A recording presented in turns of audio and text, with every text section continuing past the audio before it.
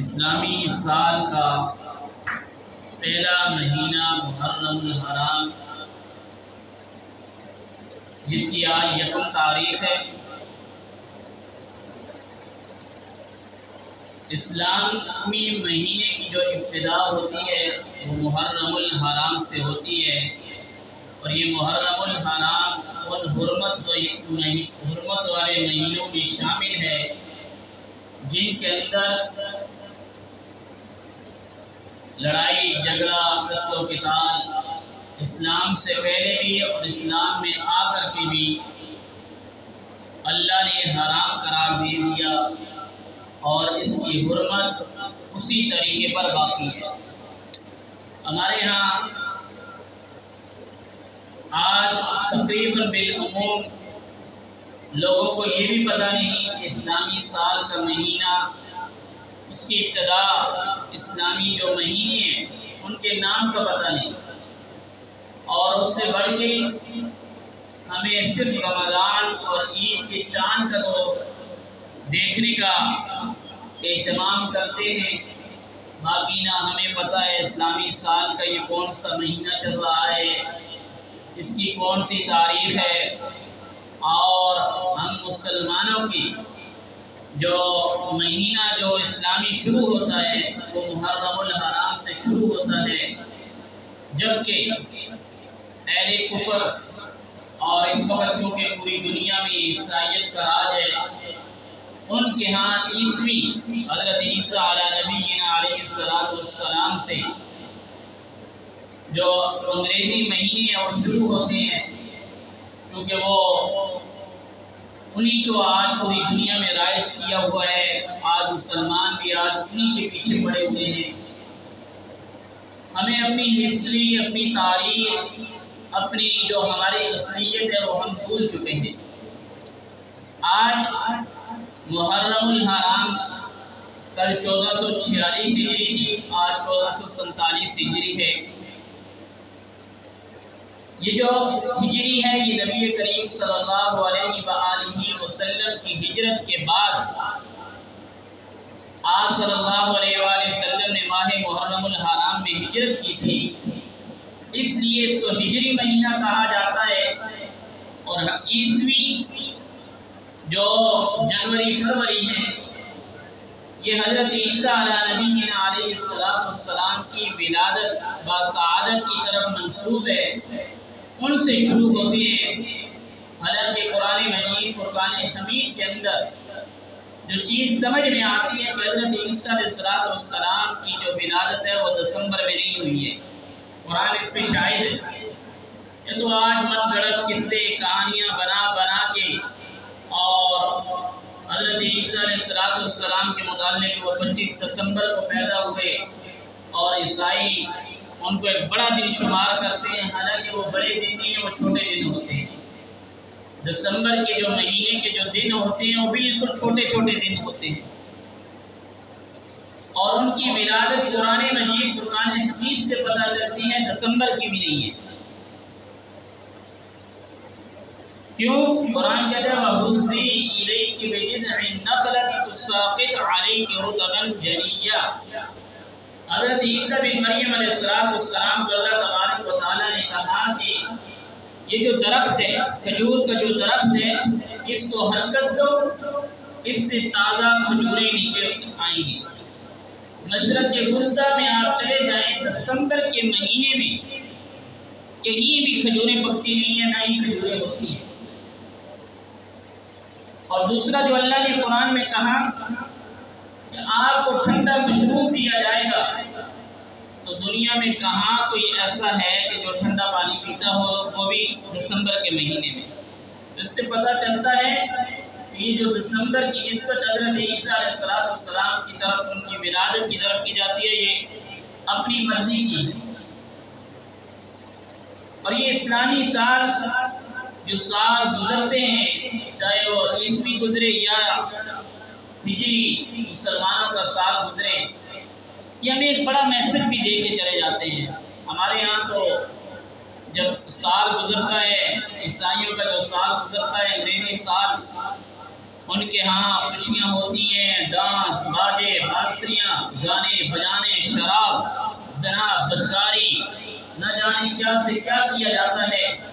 اور یہ اسلامی سال کا جب مہینہ شروع ہوتا ہے، یہ ہمیں ایک عظیم یاد دلاتا ہے۔ آپ اسلامی سال کے 12 مہینے اٹھائیں، آپ کو کوئی نہ کوئی ایسا اہم واقعہ ان حرمت والے ان 12 مہینوں میں ملے گا جس سے انسان کو بہت بڑا سبق حاصل ہوتا ہے، لیکن ہماری بدقسمتی یہ ہمیں پتہ ہی نہیں، ہمیں ان مہینوں کا کوئی علم بھی نہیں۔ اور سال گزرنے کا مطلب کیا ہوتا ہے کہ یہ جو سال ایک گزر گیا ہے، ہم یہ سمجھتے ہیں کہ ہم بڑے ہو چکے ہیں، ایک سال میں بڑا ہو چکا ہوں۔ پہلے میں 30 سال کا تھا، میں 31 کا ہو گیا ہوں، اب میں ایک سال بڑا ہو چکا ہوں، میری عمر بڑی ہو چکی ہے۔ حقیقت اس طرح نہیں ہے، کیونکہ ہم حقیقت کو نہیں سمجھتے ہیں، بلکہ میں ایک سال چھوٹا ہو گیا ہوں، بڑا نہیں ہوا۔ کیوں؟ اگر میری زندگی کے 50 سال تھے تو میرے 50 سال کی زندگی سے ایک سال کم ہو گیا ہے، میں اتنا ہی اپنے موت کے قریب جا چکا ہوں۔ جو میری عمر کے 50 سال تھے اس میں سے ایک سال کم ہو گیا ہے، میں اپنی موت کے قریب جا چکا ہوں۔ ہمیں اس پہ سوچنا ہے کہ میری موت میرے قریب آ چکی ہے اور میں نے اپنی موت کی کتنی تیاری کی ہے۔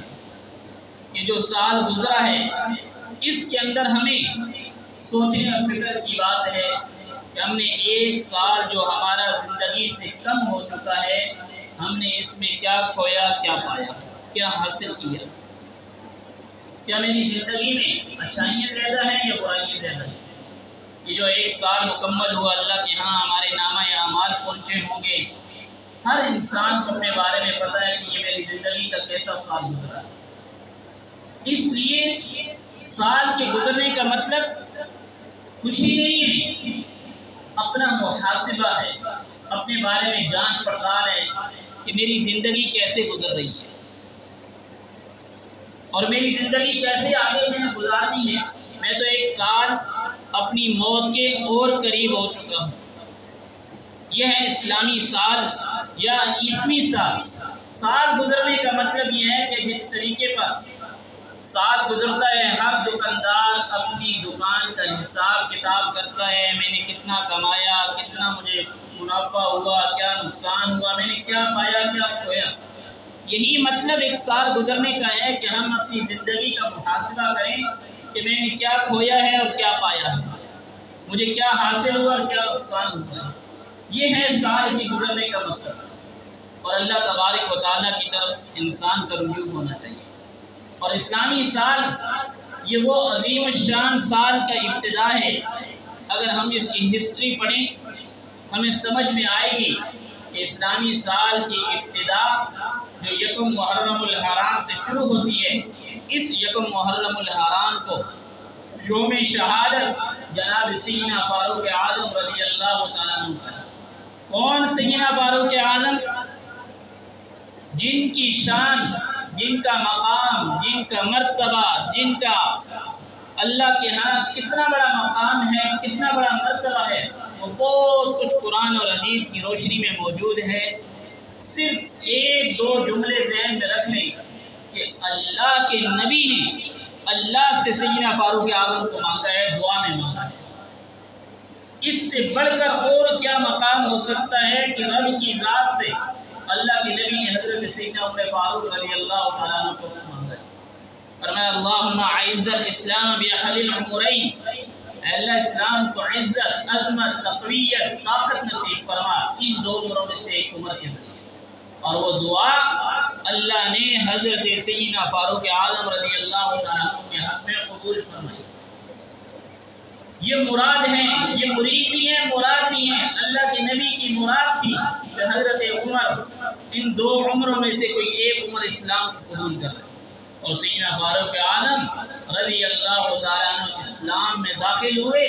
نماز کا وقت ہوا، صحابہ اکرام نبی علیہ السلام نے فرمایا کہ ہم کہیں چھپ کے نماز پڑھ لیں گے، کیونکہ یہ جو کفار ہیں یہ ہمیں نماز پڑھنے نہیں دیتے ہیں، یہ ہمیں عبادت کرنے نہیں دیتے ہیں۔ تو जनाब सैयदना उमर रज़ी अल्लाह ताला ने फरमाया, अगर मेरे ईमान इस्लाम लाने के बाद भी इबादत छूट के की जाए फिर मेरे ईमान लाने का क्या फायदा। आज के बाद नमाज बैतुल्लाह में हो, ये है वो जज्बा, ये जिसको अल्लाह के नबी ने हाथ उठा करके मांगा। और जनाब सैयदना फारूक आज़म रज़ी अल्लाह ताला अन्हु नबी करीम सल्लल्लाहु अलैहि वसल्लम पे ईमान लाने के बाद अपना सब कुछ अल्लाह के नबी पे कुर्बान कर दिया। अल्लाह ने बड़ी शुजाअत, ताकत, बहादुरी सब कुछ अता किया हुआ था और इतना रोब और दबदबा था कि लोग माएँ अपने बच्चों को हजरत उमर रज़ी अल्लाह तआला का नाम बता करके सुला देती थी उनके डर के बाद। ये क्या वजह थी कि हजरत उमर रज़ी अल्लाह तआला को अल्लाह ने ये ईमानी गैरत ऐसी अता की कि लोग उनसे डरते थे और अल्लाह के हुजूर इतने रोते थे दुआ करते रहे, अल्लाहुम्मा फी अय्यि सगीरा व फी अयुनिन नास कबीरा, अल्लाह मुझे अपनी नजरों में कमतर कर दे, लोगों की नजरों में बड़ा कर। और नबी करीम सल्लल्लाहु अलैहि वसल्लम को मशवरा देते थे, राय देते थे। शाह अब्दुल अजीज मुहद्दिस देलवी रहमहुल्लाह ने लिखा है, कुरान करीम के अंदर 22 या 27 मकामात ऐसे हैं कि हजरत उमर रज़ी अल्लाह तआला अन्हु ने नबी करीम सल्लल्लाहु अलैहि वसल्लम को राय दी। फरमाया, अल्लाह के नबी ये काम इस तरह हो जाना चाहिए, ये मामला इस तरह हो जाना चाहिए, ये बात इस तरह हो जानी चाहिए। फरमाया कि अल्लाह के नबी को हजरत उमर ने राय दी, अल्लाह ने जिब्रील अमीन को वही देकर कुरान की आयत नाज़िल करके बस उसको जारी कर। हजरत उमर रज़ी अल्लाह तआला और नबी करीम सल्लल्लाहु अलैहि वसल्लम फरमाते हैं, हर उम्मत में एक मुहद्दिस होता था, मेरी उम्मत का मुहद्दिस जिसकी जुबान पर फरिश्ते जारी होते हैं वो सैयदना हजरत उमर फारूक रज़ी अल्लाह तआला। और नबी करीम सल्लल्लाहु अलैहि वसल्लम ने फरमाया, मेरे बाद अगर नबूवत होती, नबूवत जारी होती, नबूवत का सिलसिला चलता, जो नबूवत के औसाफ हैं, जो नबी की शान होती है, वो सैयदना फारूक आज़म रज़ी अल्लाह तआला में पाई जाती और हजरत उमर रज़ी अल्लाह तआला वो नबी होते। लेकिन मेरे बाद नबूवत का दरवाज़ा बंद, अब नबी किसी ने आना नहीं है, इसलिए अब नबूवत का दरवाज़ा बंद हो चुका है। जनाब नबी करीम सल्लल्लाहु अलैहि वसल्लम फरमाते हैं, मैंने ख्वाब में देखा अल्लाह ने मुझे जन्नत दिखलाई और जन्नत के महल में, एक जन्नत का महल है, उसके पास एक औरत, एक बुढ़िया वुज़ू बना रही थी। तो मैंने पूछा, ये कौन है, ये किसका महल है? फरमाया, ये जन्नत के अंदर महल आपके सहाबी जनाब हजरत सैयदना उमर फारूक रज़ी अल्लाह तआला अन्हु का है। नबी करीम सल्लल्लाहु अलैहि वसल्लम फरमाने लगे, मेरा दिल चाहता था कि मैं अंदर चला जाऊं, लेकिन मुझे हजरत उमर रज़ी अल्लाह तआला अन्हु की गैरत याद आ गई, इस वजह से मैं अंदर नहीं गया। नबी करीम सल्लल्लाहु अलैहि वसल्लम ने जब सहाबा इकराम के सामने ये वाक़या बयान किया, सैयदना फारूक आज़म रज़ी अल्लाह तआला अन्हु रोने लगे।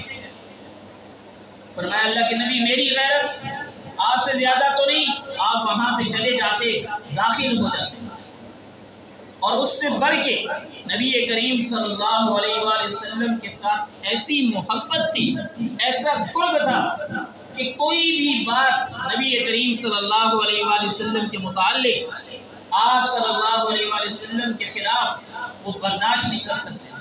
जब नबी करीम सल्लल्लाहु अलैहि वसल्लम का इंतकाल पुरमिलाल हुआ, पूरे मदीना मुनव्वरा में ये कुरान मच गया कि हुजूर अलैहिस्सलातु वस्सलाम इस दुनिया से पर्दा फरमा गए हैं।